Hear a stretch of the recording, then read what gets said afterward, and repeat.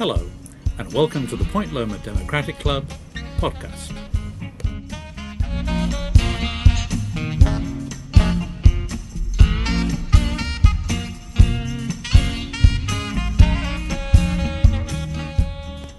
This month's podcast is on the thorny issue of short-term vacation rentals and what's in our immediate future.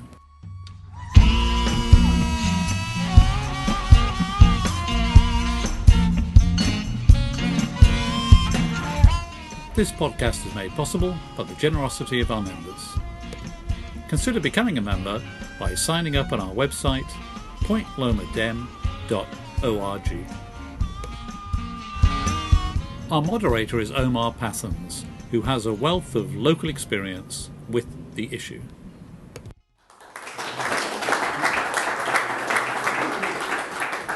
Good afternoon. My name is Omar Passons. I am a local land use and construction attorney.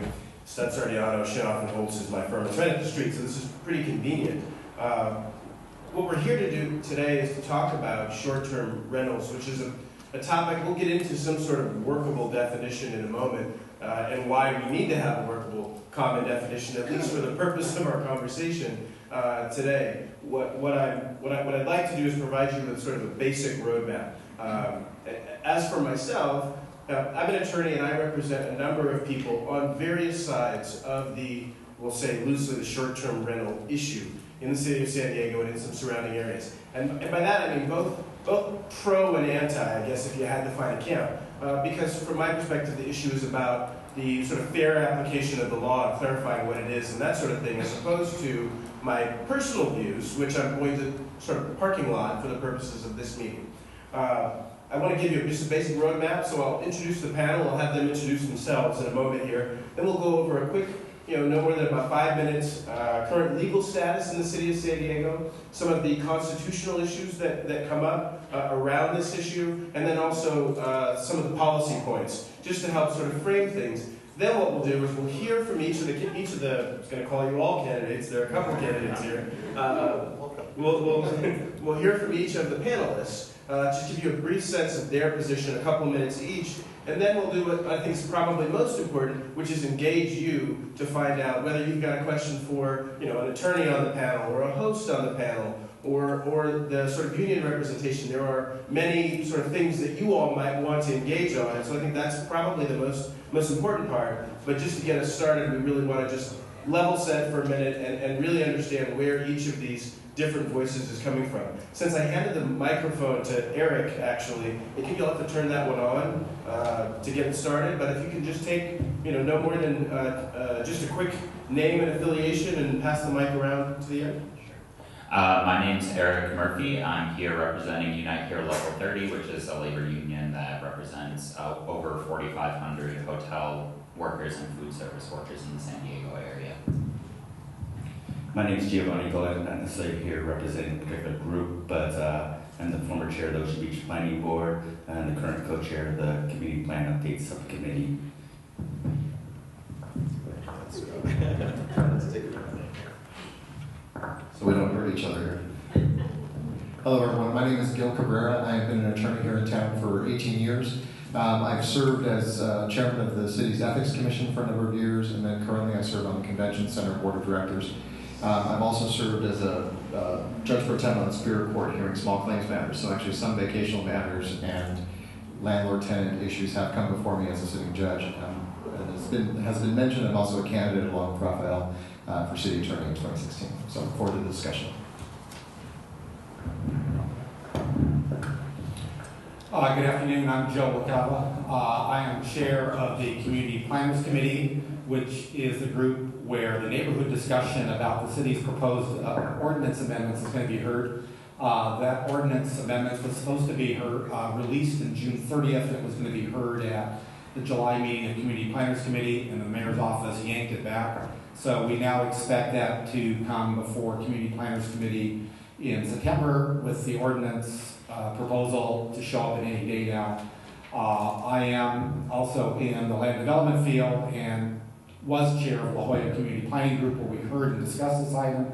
And I am also and probably most importantly, a candidate for City Council District 1, which is La Jolla University City up to Carmel Valley. Hello, my name is John Anderson. I'm a North Park resident, primarily a homemaker for 2 small children. I'm an Airbnb host. I have a small cottage on our property that we rent out to guests. And I'm a co-founder of Short-Term Rental Alliance of San Diego. That's a group of hosts and property owners in San Diego that are advocating for this use to continue in our city.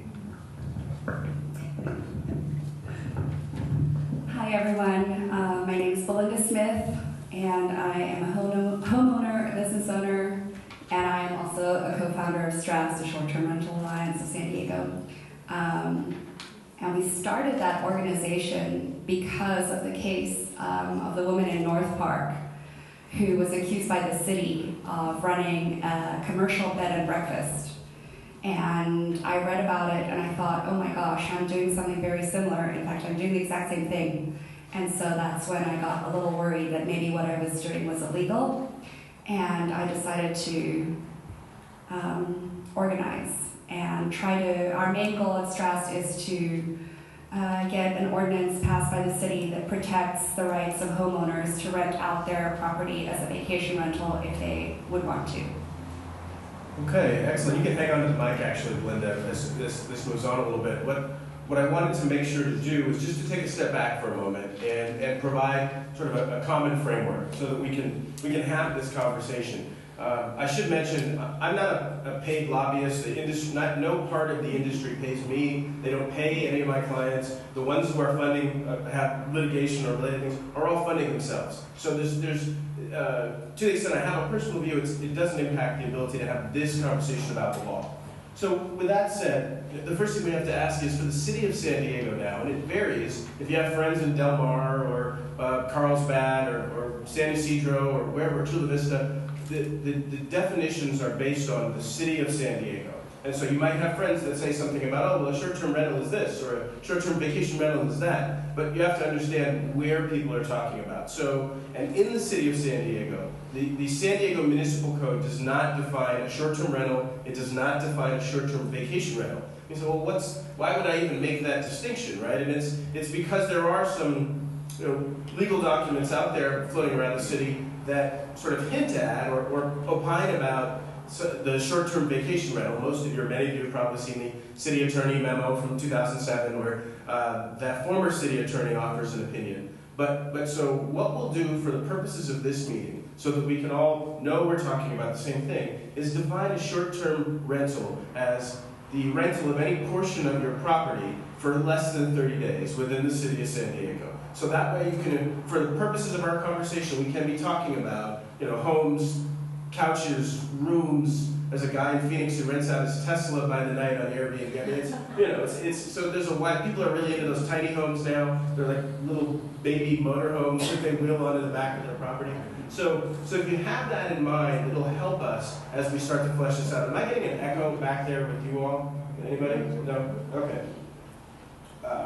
So where do we start to sort of flesh this out a little bit? In the city of San Diego, there are basically 2 main regulatory frameworks for dealing with the use of your property for rental. There's a boarder and lodger a section of the code, and there's a commercial bed and breakfast section of the code. And it gets into the weeds a little bit to figure out, well, if you say, take the example of somebody who has a beach house, and they don't live there, and they rent it out, 30 days a month, right, to 30 different people, over and over and over again. Right? The only difference between them and Marriott is the chocolate on the pillow, right? So like, in that situation, you might have one view of how you feel about that.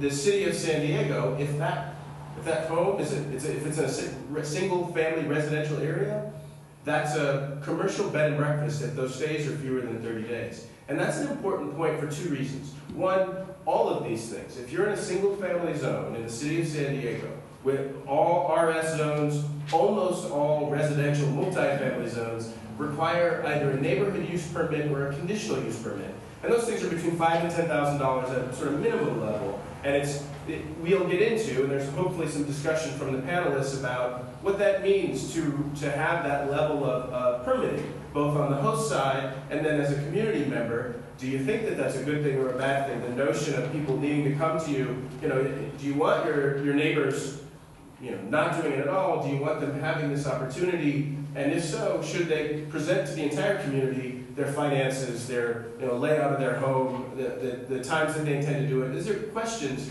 that we have to flesh out, because when you see permit written in the paper, you might think, a couple $100 at the city hall. But we're really talking about thousands and thousands of dollars. So that's just something to be mindful of. And it may be appropriate, that's going to be a sort of a policy question, whether that's the right call. But I wanted to take a moment and actually share with you the definitions. So that the city's definition of a commercial bed and breakfast is a visitor accommodation within a residential structure where breakfast is typically provided for guests. And that's all the information that you get. Visitor accommodation within a residential structure where breakfast is typically provided for guests. Now, the city also defines a visitor accommodation, so that's good. And it defines a visitor accommodation as a use that provides lodging, entertainment, or food, primarily to visitors and tourists.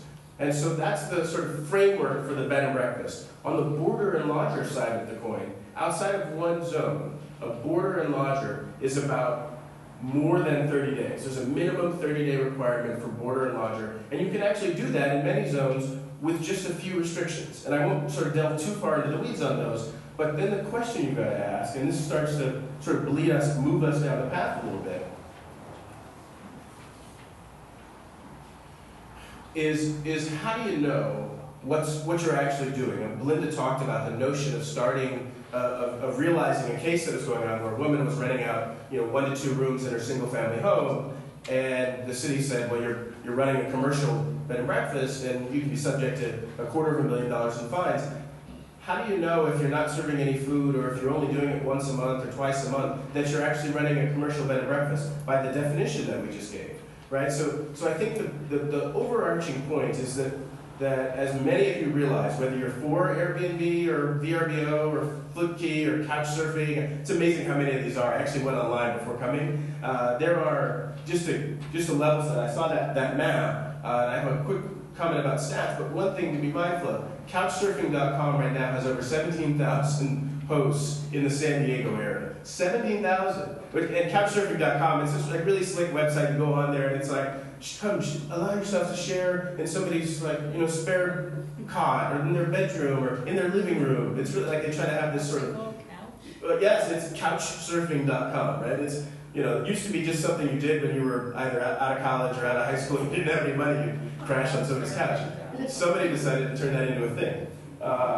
Anyway, so what I want to switch to a couple other quick points, and then we'll actually go to each of the panelists and have them give you in their own words sort of their core position, is the tax issue for those that are thinking about this. In the city of San Diego, if you're renting anything, any exchange of value for a stay shorter than 30 days, you need to pay the transient occupancy tax. And you may have heard that one of the units, one of the services, AirBnB, and Airbnb actually struck a deal with the city, and they'll now be paying that TOT directly.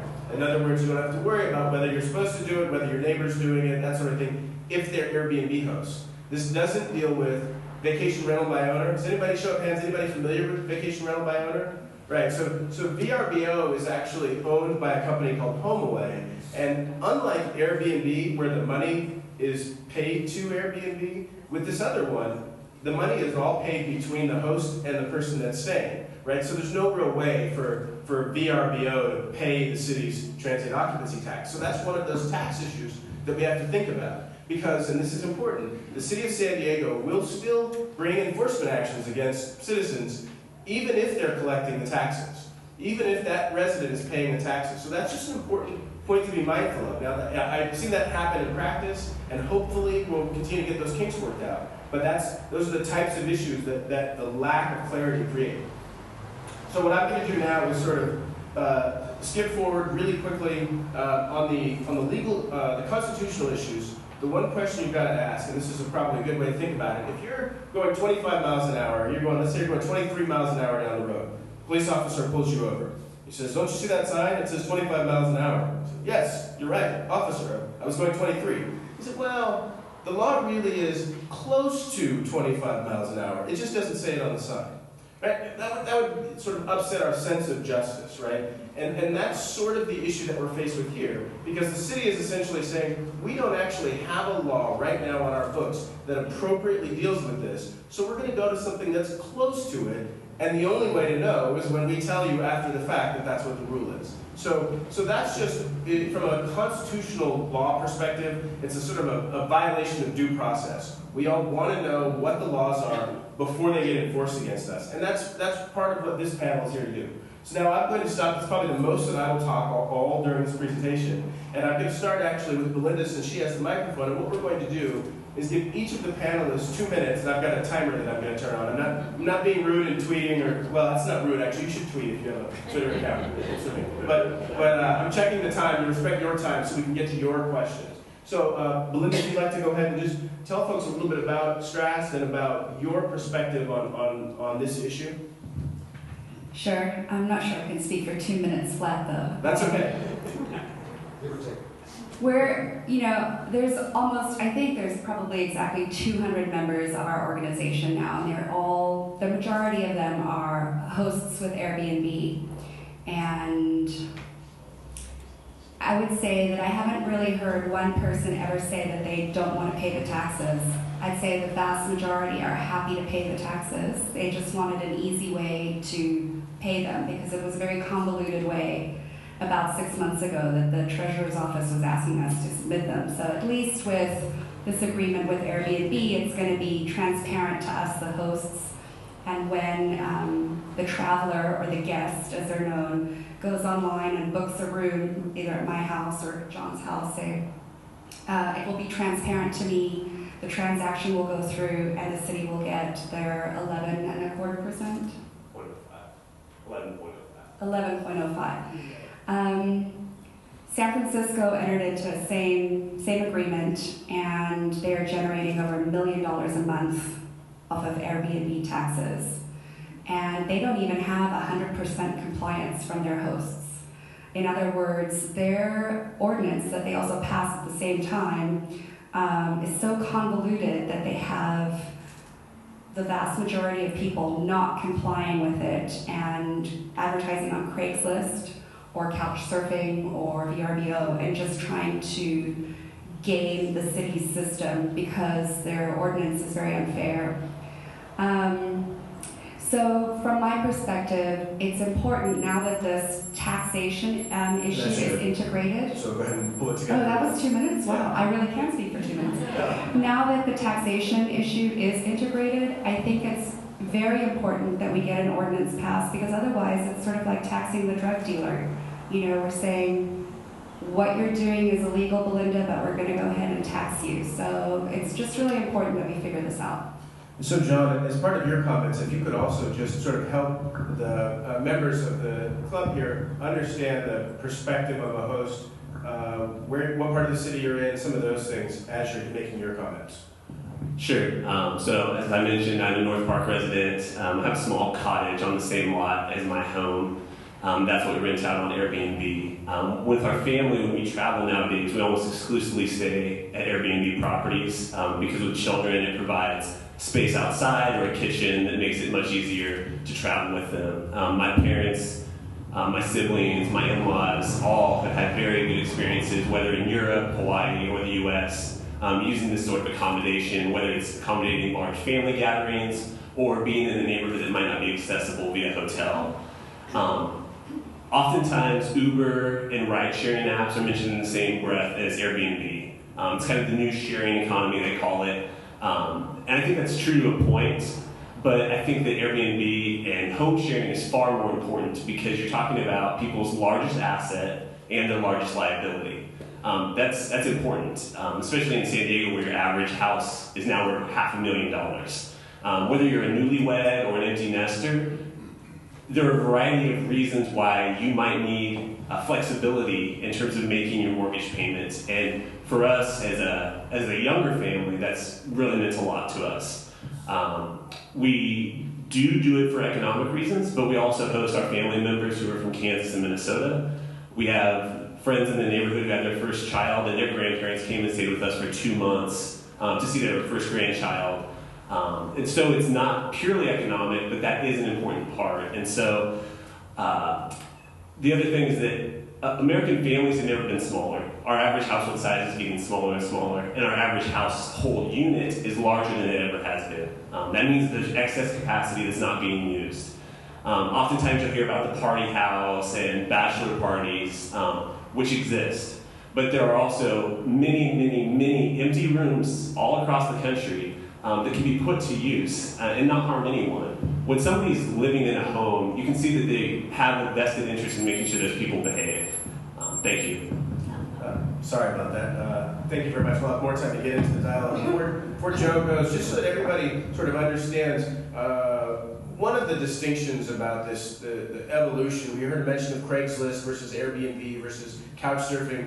One of the ways that this technology has sort of changed the game a little bit is that it allows people the chance to sort of basically Yelp the people that want to stay with them, right? So you're seeing, I've actually seen a couple of clients scale way back on what they allow into their home to protect either their neighbors or their own sense of security, right? Because there are a number, one of the members of Strass is a woman who's probably in her late 50s and or mid 50s, and she lives alone, and she rents to men or women or what have you, and one of the ways that she does that is by sort of, using that screening and filtering function.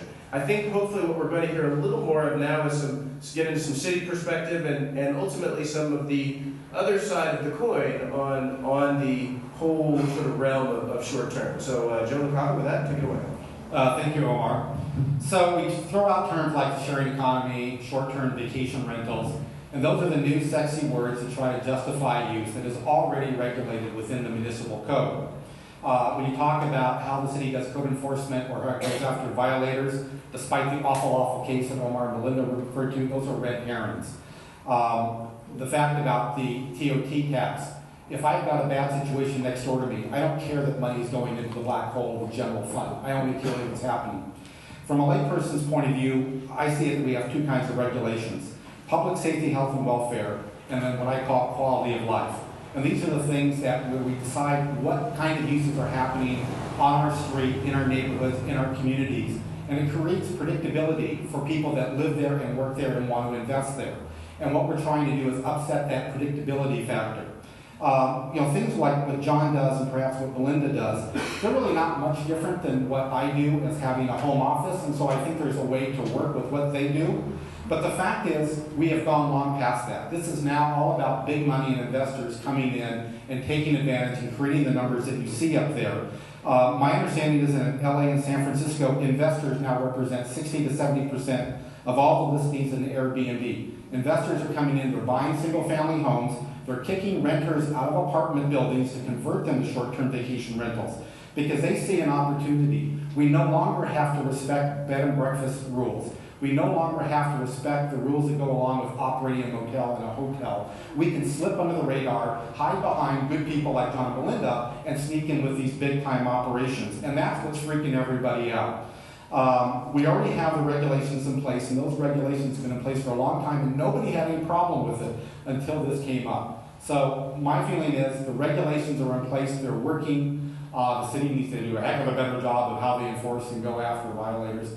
But I think we can do some tweaking to accommodate more modest use of, I've got a spare bedroom or I've got a spare guest room. But the investors, they got to be thrown out. Thanks, Joe. Thanks.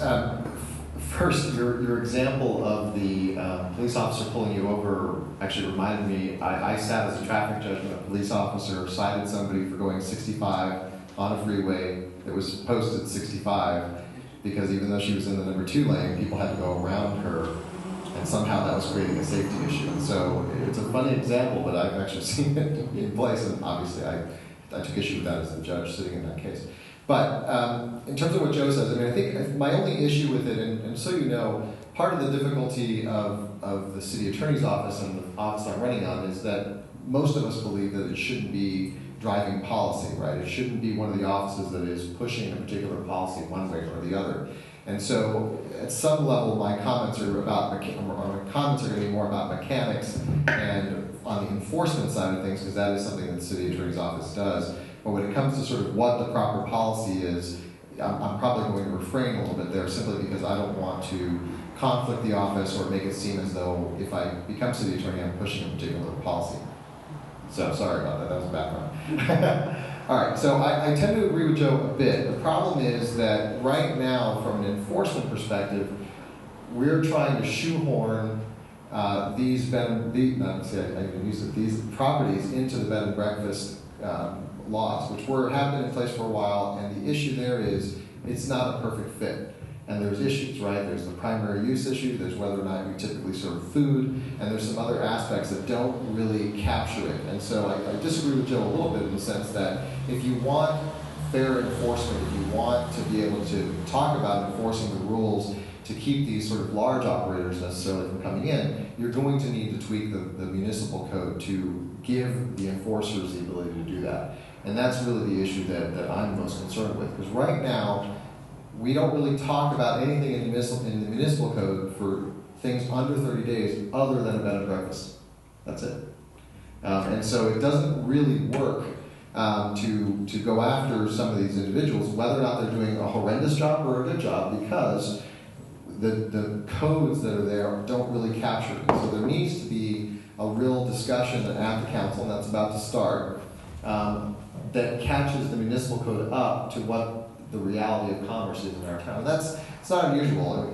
Business and commerce is always going to innovate. It's always going to be faster than the regulators. It's just the nature of capitalism.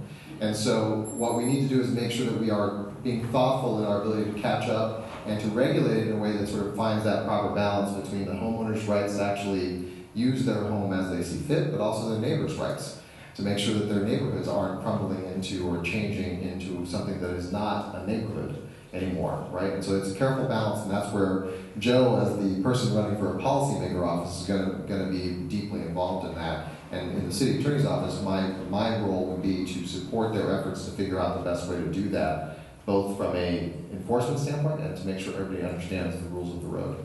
Thank you very much, Gil. Before we move to Giovanni, just to sort of lend some clarity to Joe's comments, I'll just let folks know the municipal code section 141.0603, which is the San Diego municipal code section that defines what a commercial bed and breakfast is, doesn't actually include any reference to being less than 30 days. In fact, that's nowhere in the zoning code. So while I think it's important for me not to advocate my position from this position as a moderator, I do want to make sure that we're talking about what the actual municipal code says and doesn't say. And as someone who's going to be making policy on that, it's really important that we distinguish between the two, especially since the ordinance is coming to Joe's office. And you'll have a chance to respond as we dig into this a little bit. And now for the one true local on the panel, I think, Giovanni, please. Well, my view is with this in terms of a zoning issue that we got to look at. We basically, in effect, are having de facto hotels putting into the commercial areas. Great, you have great people like that do live, on site with it, but you also do have houses that are vacant, and that's all they are. They're just vacation rentals, 7 days, which it does push out the people that for affordable housing. We have a city where it's $500,000 in terms of the cost of the house, but yet in Ocean Beach, the median household income is $50,000. All right, so if we do put a policy in place, we need to put it in place that affects that affordable housing stock. Community plans don't necessarily address it. It does need to be addressed, I believe, into the zoning laws. People need to be permitted. I would even probably go so far as looking at amounts in certain areas like you would do with any other type of business, churches, liquor licenses and stuff like that. So you help the quality of life in that community with that. And so my stance has always been we need to find a way to get the zoning laws in place so we have a smart policy for it. So we're just not having de facto hotels. Thank you very much, Giovanni. And before we get to Eric, another point to be made here is when you are reading the paper, when you're listening to the city council, when you're at your local planning meetings, and you hear people talk about short-term vacation rental, realize that for now anyway, within the city of San Diego, that is only a reference to one thing, a single dwelling unit that is not your primary residence, where you're renting out the entire unit, right? So if you go on vacation for 2 weeks, and rent out your place while you're gone. According to the city's definition, that is not a short-term vacation rental. That is considered a commercial bed and breakfast. And it's a sort of just an eye-opening process. So if what you want to make sure to do is to regulate all of these facets, right? You want to make sure to regulate a single room, a couch, a back house. You want to sort of protect the use like Belinda and John. Maybe you do, maybe you don't, right? Either way, however that shakes out, just understand that when your policymakers say to you, well, we're only dealing with short-term vacation rentals, it isn't necessarily everything that you see as causing the issues or that you want to do with your properties. You have to make sure to sort of question and get a full expansion. And with that, and I think the last couple panelists before Eric have really sort of started to talk about some of the affordability issues, and I think this is a good segue for Eric's comments with Unite Here Local 30. Yes. Go ahead, Eric.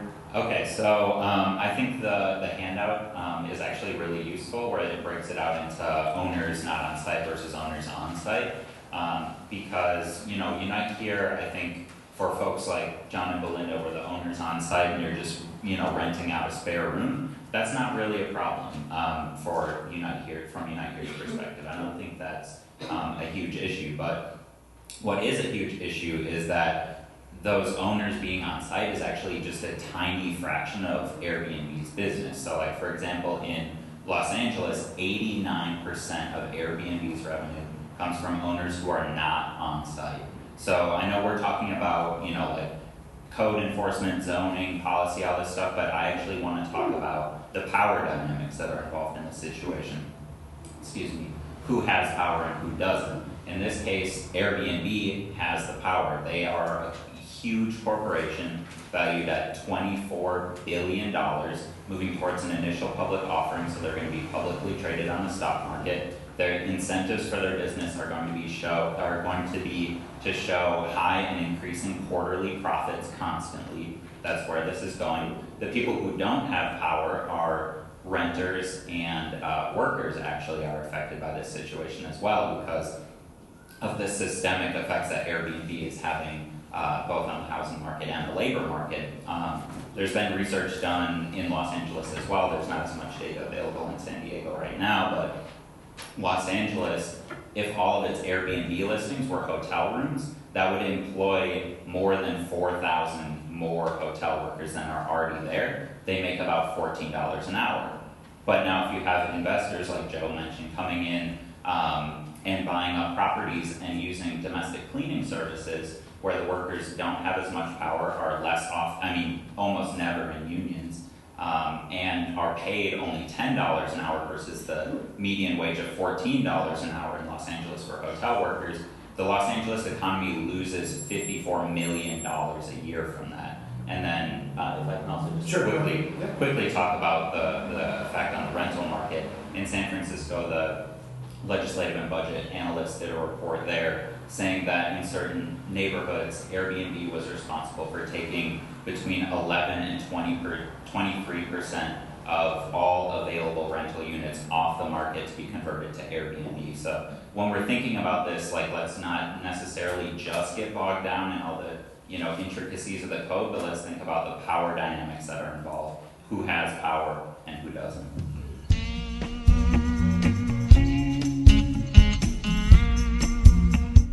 Omar then opened up the discussion to questions from the audience. I shall repeat these here to improve the audibility. The first questioner asked why the city recognises short-term vacation rentals under the code in order to receive taxes, but doesn't recognise the entities in the zoning code to protect the community's quality of life. Joe LaCava took the question. That's an easy one. The city cares more about money than it does about neighborhoods. So they figure the neighborhood out, or the money first, and then they come back later. And I'll just I'll add one thing into that. It looks like Gil might also have a comment. So the thing to realize is that the city, the visitor accommodation definition is in the zoning code, but you have to think about how it's applied, right? Because the language says, lodging or lodging, entertainment, and food that are primarily for visitors and tourists. And so the example of the houses that you were talking about, it's not like the owner went on a vacation. It's just, like I said, it's just like the chocolate on the pillow is the distinction, right? But in those situations, you know that there's a visitor or tourist every day, right? And that looks very much like a visitor accommodation, right?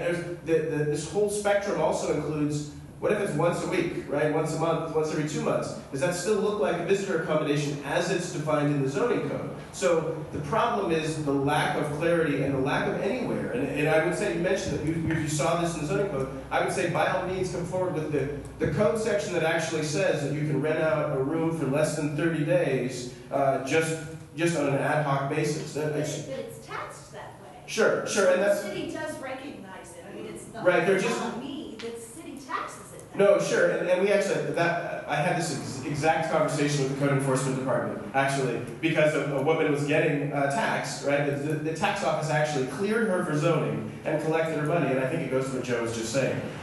They got that part worked out, but there are different sections of the municipal code that apply in different ways, and that's part of the issue. Gil, did you want to add to that? Yeah, I mean, it's first of all, I agree with Joe in the sense that the taxing authorities are always going to be more interested in the collection of money and will expand the definitions for the collection of money however they can. The funny thing about the drug dealer, somebody said about the drug dealer being taxed, is that drug dealers technically have to pay taxes on their illicit money. That is often a way, when I was at the U.S. Attorney's Office, that's how you would get, you would bring in the drug enforcement folks and the IRS Criminal Investigative Division agents to both tax them and then put them away to jail. So the taxing authority and then the regulatory authority are usually not as in sync as you think they should be. The other thing is, from a taxing standpoint, the focus is really on the visitor and them coming, and that action is what's being taxed, and on the regulatory enforcement, it's on the property. And so that's why the definition's there. There's a little bit of a distance between them, and that's sort of, I think, my point, and our point, is that you need to start bringing those together so that you can have clarity on what exactly we're doing. The same questioner then added the comment that the city attorney had closed down medical marijuana dispensaries because they weren't defined in the code. First we hear Omar's response, followed by candidate for city attorney Gil Cabrera. The core of the issue is about the use. So from a purely legal perspective, the city of San Diego is saying the rental of property is a use. It's an allowed use. Now we're talking about the short term, which isn't defined. The reason this is different than a pot shop is that a pot shop is about the sort of the business that's going on in that place, not how you're using the property in the same respect. Because rental of property is legal in the municipal code. The fact that they haven't said it's 30 days or it's 45 days or it's 60 days, but have said it's legal to rent your property is the problem, because they haven't identified how long or short in the context of a residential property. It also just shows the sort of power and authority of the enforcer to sort of pick and choose the laws that they want to enforce, and that's at some level also what's going on, right? They wanted to shut down the medical marijuana pot shops. They don't necessarily want to shut these down, although they want to respond to the complaints at the neighborhood level, so they sort of pick the fights and then shoehorn it into whatever the statute that they need to do, and that's the way they're running it.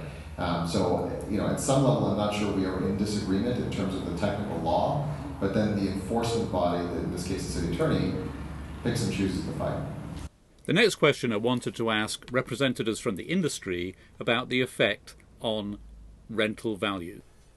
Omar stressed that there were no representatives from the industry on the panel, but asked John Anderson, as an Airbnb host, to reply. As Omar noted, I don't represent the industry. I'm a property owner. I do host people. I do read a lot on the topic. I have not come across definitive articles saying what the impact is. There are some that will take a specific city or specific neighborhood and say, this is what we estimate the amount of units being harmed, or being New York City and San Francisco have been probably the most prominent in terms of putting those out. This is not the only issue that affects affordability of housing. And so, in my mind at least, like the the chart that showed the map of 3,000 units. There are more empty units, completely empty houses in the city of San Diego than there are vacation rentals. So that's entire properties being used for nothing, sitting on the sidelines. Here in the beach area west of the 5, we have a citywide height limit. And every neighborhood has different height limits. That's another thing that affects affordability and the amount of units you can build. Not saying that we should change that, but when the city tried to upzone the Marina Boulevard area, that would have provided quite a few units, bringing down average rents. That was vehemently opposed by the community. And so it's not just the short-term rental, but I think it's hard to say that when you have more demand for units, it does not impact the prices in some way. New club member Deborah Courier from the Del Mar Heights region then asked Joe LaCava for some clarification around the 30-day limit. Well, I didn't get hung up on the 30 days. I think the difference between someone like these folks who just have a spare bedroom that they want to rent out is one animal, but where the owner is not there, and whether it is the weekend event or whether it is a month event or whether it's the racing season event, that's where the problems get into, because you no longer have someone who is geared towards a residential neighborhood and being the good neighbor. You have somebody who's developing a commercial interest, and his real only interest is profit motive. And so I'm looking to see what the city comes back with regulations. It's supposed to come out any day now, and to fight that battle. But again, I'm not as hung up on the number of days as whether the owner is there and controlling the people that come in, or whether it is handing the keys to the house and they go someplace else. Deborah, 141.0301 of the municipal code is the border and lodger accommodation. That 30-day note that you're talking about, it is just an allowed use. There are some limited requirements, but if your problem is things that are being rented for a month or 2 months or what have you, yeah, that's a bit of a bigger fish to fry. It really is. It's not that it's being ignored. It's just you're asking for another change in the law. Omar pointed out that we have not yet heard from the Democratic members of the City Council as to where they stand on these issues and the direction the city should take. You know, Lori Zapp at the July 1st OB Planning Committee meeting actually put forth a range of recommendations. I know Chris Cade has done so as well. I don't think that any of the Democrats have actually come out with a specific policy proposal, which you know, this is the Democratic club, so maybe some calls to the Democrats on the council will get some of those things going. Out to everybody that's on this distribution, then we'll start to see where the city is headed. Club President Susan Peinado then asked whether San Diego would be smart to follow the lead of other coastal cities in limiting short-term vacation rentals to coastal areas. One, Susan, it's not a question of San Diego being as smart as Carlsbad. It is the problem we have as a big city. Carlsbad is fairly small and well-defined, and they can make those kinds of thoughtful decisions. In the city of San Diego, it's like squeezing the balloon. If you push something out from the beach area, it's going to impact the neighborhoods further to the east, and you're going to get pushback from that. And so it's a very difficult issue for the city. The other thing is Mission Beach. The great thing about San Diego is the city of San Diego has, in addition to the generic zoning that most of us live with, they have what are called planned districts, and where you can customize the zoning. So Mission Beach understands that it is different, and is probably going to be unaffected by whatever new regulations come into place. And we can use that tool in other neighborhoods if everybody buys into it. But yeah, no one's talking about these new rules applying to Mission Beach. It has already, it's gone. I wouldn't say it's gone. It has already evolved into a new animal that everybody's generally happy with. San Diego City Council candidate for District 7, Jose Caballero, asked why we just couldn't keep things simple and prohibit investment properties from short-term vacation rentals. The answer to your question is that several of the proposals actually do exactly what you just said, which is not just shoehorn it into existing code, but create a new law.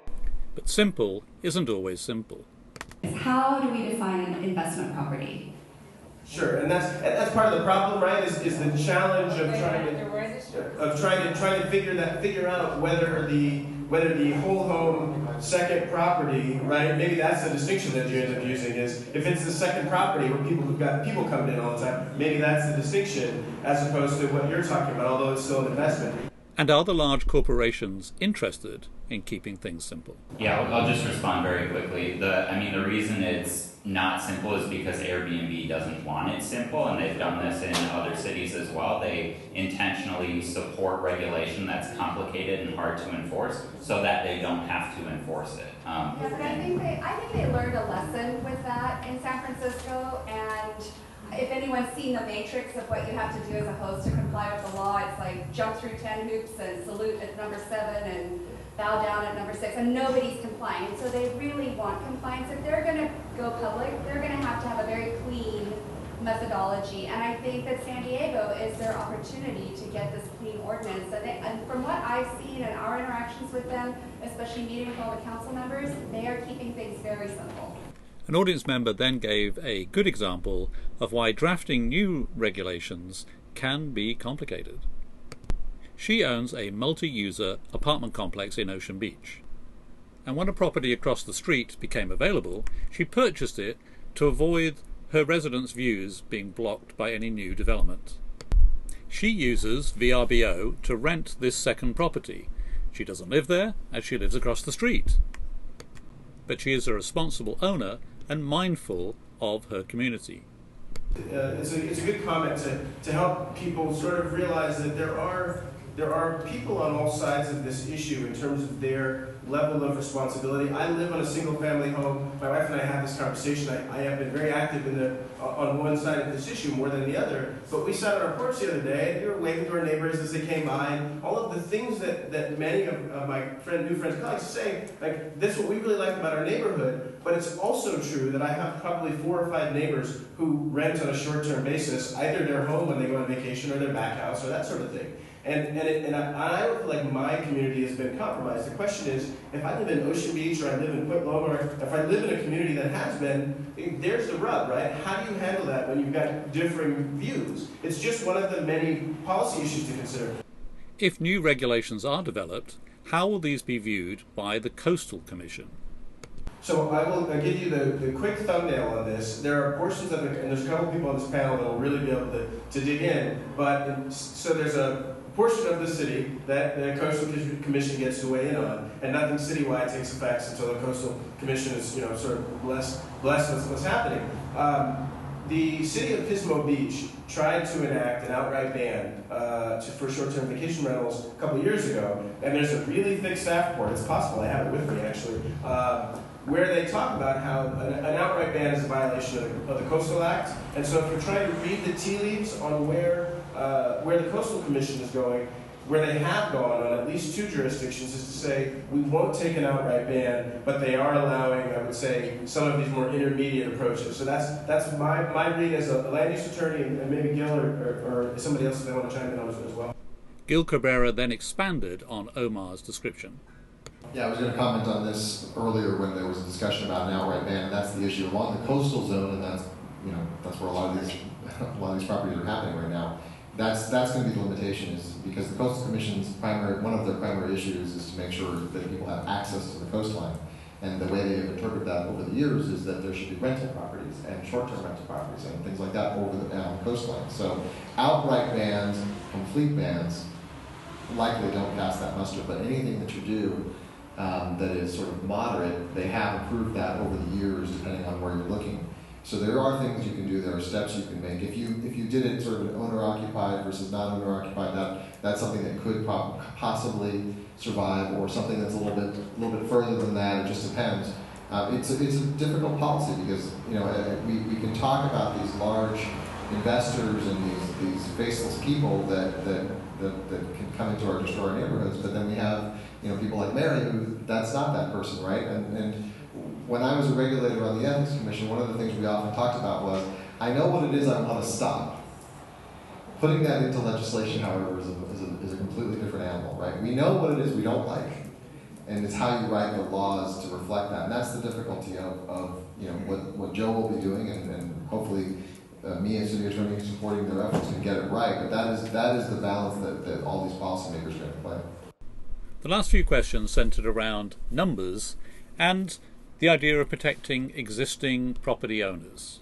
In San Francisco, for example, where 2-3 different outfits all recently did studies, as I was talking about stats earlier, the stats are all over the place, whether it's less than 1% or it's 25%.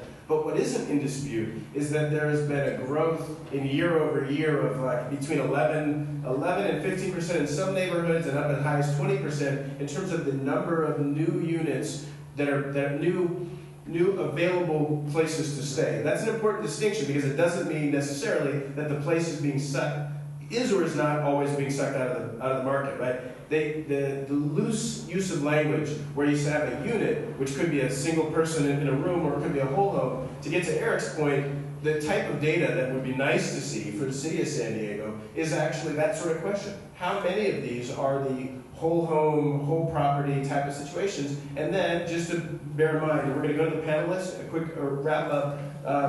To Mary's point, what do you do about people's investment-backed expectations? And I'll tell you, on the grandfather clause, we can have a whole separate conversation about that. The trouble with the grandfather clause is it requires that the use be allowed presently. And in a world where it's not defined in the code, you have a problem. So if we start on that end with Belinda and come back down, I want to have our panelists give you their final thoughts and then respect the rest of your time for the rest of your business meeting. Well, thanks everyone for having us, and we'd love to come back and talk about it. I'm sure all of us would anytime. I always tell people the genie's been let out of the bottle. It's already happening, so we need a way to regulate it fairly for everybody. And I think as the affordable housing conversation grows and grows and grows, I think we as Democrats, as progressives, maybe some of us in this room, we have to really consider density as a part of the solution here, and that we can't say, oh, we're gonna keep up with this 30-foot height limit in San Diego, we're not gonna allow any density anywhere. We have to embrace density. It will help the affordable housing issue, and that's all I have to say. Thank you. John? Thanks for having us today, and I want to make sure to respond to the gentlewoman from Pacific Beach. There are a lot of legitimate concerns. I absolutely love having neighbors living next to me. I am not in favor of investors taking over a city, and I realize that is a risk, that is a danger. To date, I don't think it's been overwhelmingly so, but it is a risk in the future, I agree. What we've talked about today is basically one-off rentals of properties, Airbnb style, if you will. There are a host of other options out there. 2 doors down from me is a couple about to retire. They use home exchange, which is a home swap, to take a 1-month vacation each year. They went to Italy this year, they went to Brooklyn last year. It allowed them to travel in retirement, and they told me we would not be able to do this without this option. A ban would remove that. Carlsbad has explicitly said home swapping is not allowed, even if $0 are exchanged. No money. That is a severe restriction on your ability to use your home. And the same goes for foreign exchange students coming for 3 weeks. That's less than 30 days. Did they pay you $10? That would no longer be allowed. Those are beneficial and not derogatory towards our communities.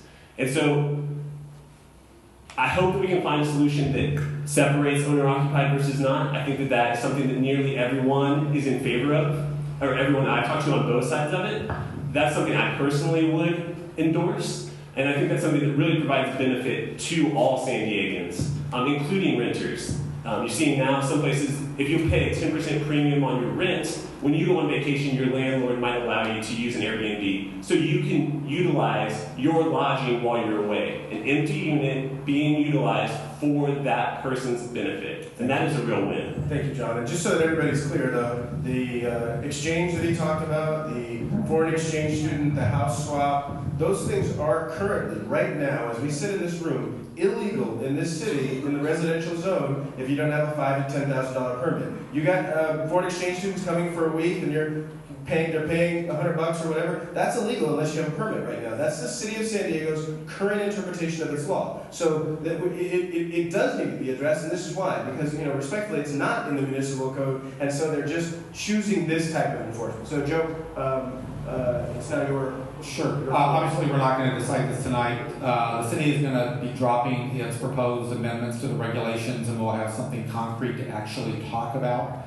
But the thing I would like you to keep in mind as you think about this issue and how you feel about it, one, I don't know a city that spends more time kicking issues down the road so that people are making investments without knowing the rules, people are moving into neighborhoods without knowing what the rules are. And we've really got to stop that. We've got to be electing people that actually understand issues come up and you have to deal with them so you can create predictability for everyone. We have to understand that we have a city attorney who is selective in his enforcement of the rules and then can't decide whether it's a legal question or a policy question and kind of plays that game. We need to elect someone who actually understands the difference between that and will give us timely answers so that we know what we're doing and everybody can understand. Again, that key word of predictability. These are difficult issues. We let them get out of control so that we get all these messy answers around them we don't know what to do with, and we've just got to knock that off. City council members have to get on top of these things, decide to make the hard decisions, move forward, and elect city attorney that will run an office that will run straight and true to us. I love it when Joe does my pitch. First of all, thank you for having us. This was a great discussion, and we all know, we can all tell how important an issue it is. It is an issue that really the city isn't dealing with right now, and our laws are not adequate to the task. And something Joe was right. We excel I think we excel at two things as a city. We excel at kicking the can down the road and letting private interests out negotiate our city every single day of the week and twice on Sunday.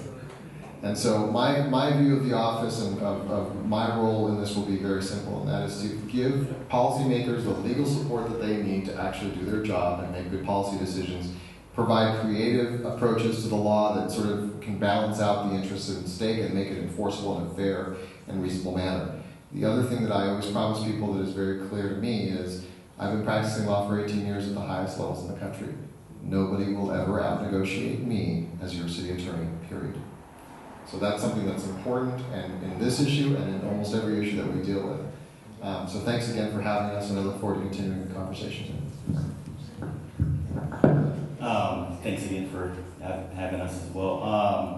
The other thing I would say is I would hope that CPC and stuff, they when the code comes out, they kick it down to the community groups so we get actually everybody's feedback out there. I know PB has taken some steps to do some guidelines. I would hope to see other communities such as Ocean Beach and their community groups do the same thing as well with this. One thing when we were passing the main plan through City Hall, the concern was bigger, bulkier houses equal vacation rentals, and we turn into Ocean Beach or Mission Beach and lose basically the core of our community, and it affects the renters. Where 77% of the renters in Ocean Beach, 70% of the community is renters in Ocean Beach, and that's one thing we really need to look at is protecting them.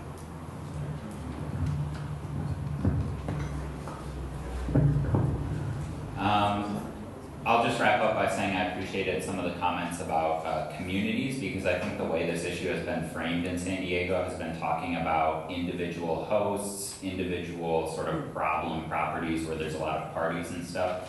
But I think the real underlying issue that's causing this to pop up in many different cities and many different neighborhoods is just the fact that there are systemic market effects that are happening because of the way a giant corporation is operating. The valuation of Airbnb is higher than Hyatt or Wyndham. This is this is a very large corporation, and I think we need to think more in San Diego in particular about the systemic effects that has on renting, on workers, and on our neighborhoods and communities.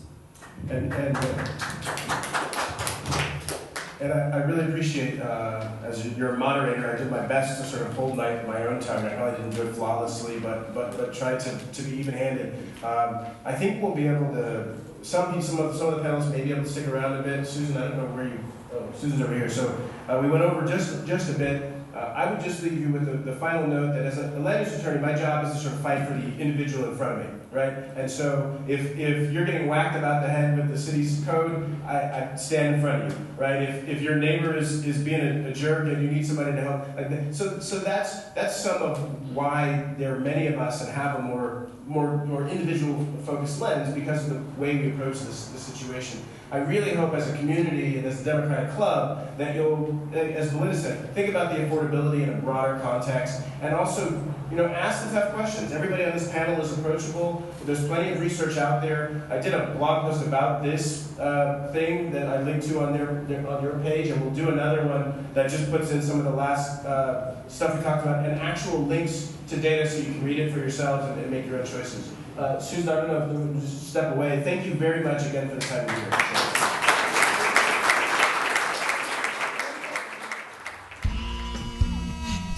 If you enjoy this podcast, consider becoming a member. More details are available at our website, pointlomadem.org. Meetings are held regularly at the Point Loma Assembly on Talbot Street. The Point Loma Democratic Club is one of several clubs of the San Diego County Democratic Party. More details are available at sddemocrats.org.